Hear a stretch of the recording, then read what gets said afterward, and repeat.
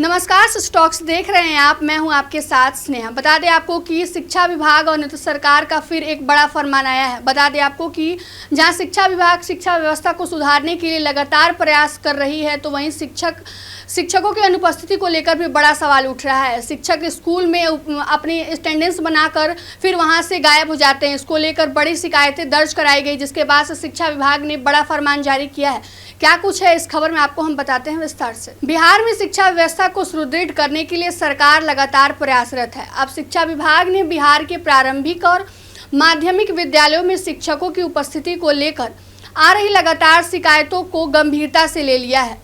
विभाग ने सभी क्षेत्रीय शिक्षा उपनिदेशकों और जिला शिक्षा अधिकारियों को निर्देश दिया है कि प्राथमिक विद्यालयों में कम से कम 3 तथा मध्य विद्यालयों में कम से कम 5 शिक्षकों की उपस्थिति प्रतिदिन अनिवार्य की जाए।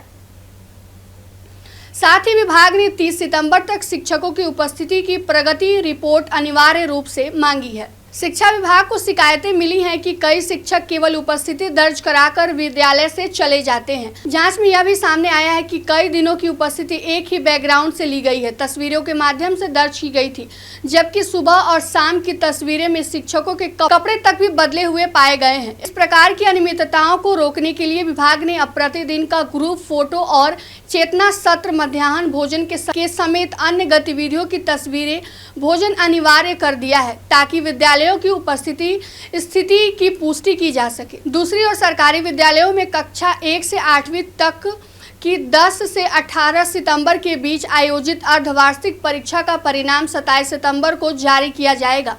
इसी दिन सभी स्कूलों में सुबह 10 बजे से शाम 4 बजे तक अभिभावक शिक्षक संगोष्ठी आयोजित की जाएगी, जिसमें विद्यार्थी की प्रगति को लेकर शिक्षक जो है अभिभावक से बात करेंगे और उनकी जो प्रगति पत्र है वो सौंपेंगे। इस संगोष्ठी में अभिभावकों की उपस्थिति अनिवार्य रूप से बताई गई है। रिपोर्ट बच्चे के सीधे हाथ में नहीं दी जाएगी, बल्कि जो शिक्षक है वो अभिभावक के हाथ में रिपोर्ट कार्ड जो है सौंपेंगे। साथ ही निर्देश दिया गया है कि विद्यालय परिसर को इस दिन साफ सुथरा रखा जाएगा। जो छात्र छात्राएं परीक्षा में अच्छे अंकों से प्राप्त हुए हैं, उन्हें विद्यालय में सभी के सामने सम्मानित भी किया जाएगा, जिससे बच्चों का मनोबल बढ़ेगा।